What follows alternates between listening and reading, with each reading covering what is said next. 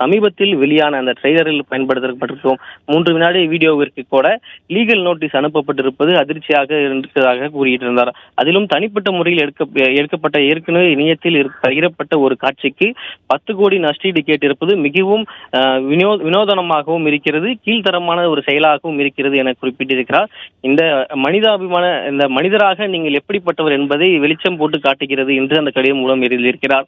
மேடையில் உங்கள் அப்பாவி ரசிகர்கள் முன் பேசுவதை போல ஒரு சதவீதம் கூட உங்களால் நடந்து கொள்ள முடியவில்லை எனவும் என்பதை நானும் எனது கணவரும் நன்றாக அறிந்தோம் என்று அந்த கடிதத்தில் குறிப்பிட்டிருக்கிறார்.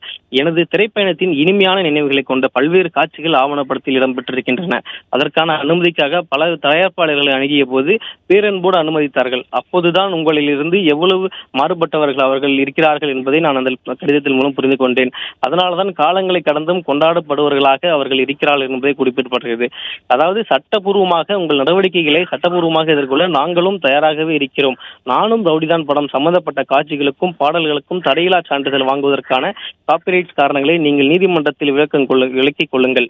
ஆனால் கடவுள் மன்றத்தில் நீங்கள் தெளிவுபடுத்த வேண்டிய சில விஷயங்கள் இருக்கிறது.